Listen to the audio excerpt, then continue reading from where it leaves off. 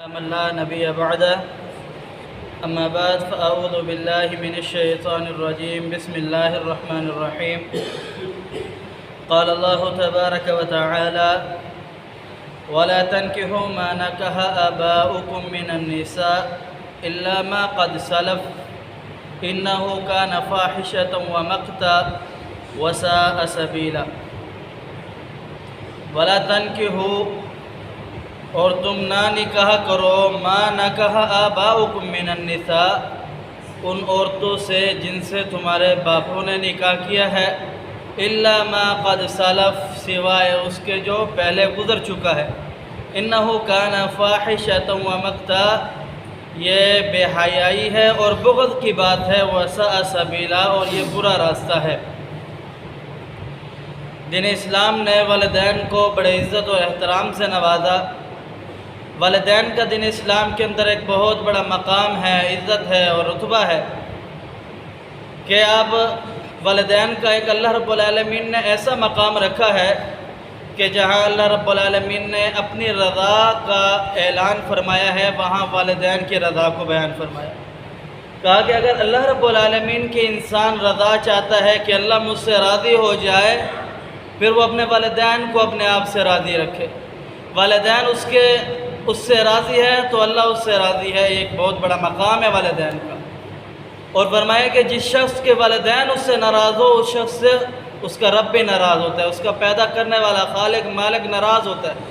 تو یہ والدین کے اللہ رب العالمین نے بہت بڑا انعام دیا والدین لوگوں کو، اور اس والد کی عزت اور عظمت کو دیکھتے ہوئے اللہ رب العالمین نے اپنے باپ کی منکوحہ سے شادی کرنے سے منع فرما دیا کہ جو والد کی بیوی ہو سگی ماں نہیں سوتیلی ماں، اگر والد کی بیوی ہو اس سے انسان کو نکاح کرنے سے منع فرمایا عمومی طور پر کہ اللہ فرماتے وَلَا تَنْكِحُوا مَا نَكَحَ آبَاؤُكُم مِّنَ النِّسَاء تم ان عورتوں سے ہرگز نکاح نہ کرو جن سے تمہارے والد نے نکاح کیا ہے۔ یہ بے حیائی کی بات ہے، برائی کی بات ہے۔ آپ اپنے والد کے نطفے سے پیدا ہوئے ہیں، جس شرمگاہ کو آپ کے والد نے دیکھا ہے آپ اس کو دیکھو گے، یہ اللہ فرماتا ہے کہ یہ بے حیائی اور برائی کی بات ہے۔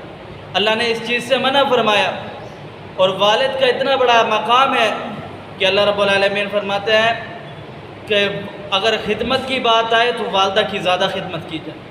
خدمت کی بات میں، حکم کی بات میں والد کا احترام کیا جائے گا، حکم والد کا مانا جائے گا۔ تو یہ دونوں قابل عزت ہے، قابل احترام ہے۔ اور والدین کا مقام اس بات سے آپ پہچان لیجئے کہ اگر والدین آپ کے ساتھ ظلم و زیادتی بھی کرتے ہیں تو پھر بھی آپ والدین کے ساتھ جس طرح وہ کرتے ہیں ان کو اس چیز کا ویسے جواب نہیں دے سکتے۔ اس کی مثال آپ یوں لے لیجئے کہ اگر کوئی شخص باہر ملک پاکستان کے اندر کوئی جرم کرتا ہے، کسی کو قتل کر دیتا ہے، تو آپ اس کو ملک پاکستان کا قانون نہیں لگے گا، وہ اپنے ملک کے اندر جائے گا، اس کو اس ملک کا قانون لگے گا، اس ملک کے قانون کے تحت سزا ملے گی۔ اگر آپ کے والدین آپ کے ساتھ ناجائز کرتے، زیادتی کرتے، ظلم کرتے ہیں، آپ کو کوئی اختیار نہیں ہے کہ آپ والدین کو برا بھلا کہیں۔ یہ اللہ کا معاملہ ہے، اللہ ان سے حساب لے گا۔ ایسا نہیں ہے کہ رب تعالیٰ چھوڑ دے گا، رب حساب لے گا، لیکن آپ کو یہ اختیار نہیں ہے کہ آپ ان سے برا کریں تو آپ ان سے برا کریں۔ آپ کو اللہ رب العالمین نے یہی کہا ہے کہ والدین جتنا بھی برا کریں آپ کو والدین کے ساتھ حسن سلوک سے پیش آنا ہے۔ اُفٍّ وَلَا تَنْهَرْهُمَا اپنے چہرے پر تیوڑی بھی نہیں چڑھا دی، اپنے چہرے پر غصہ بھی نہیں لے کے آنے کہ والدین کے ساتھ بندہ ایسی بات کرے جو والدین کو ناگوار گزرے۔ تو یہ والدین کا مقام ہے، عزت ہے۔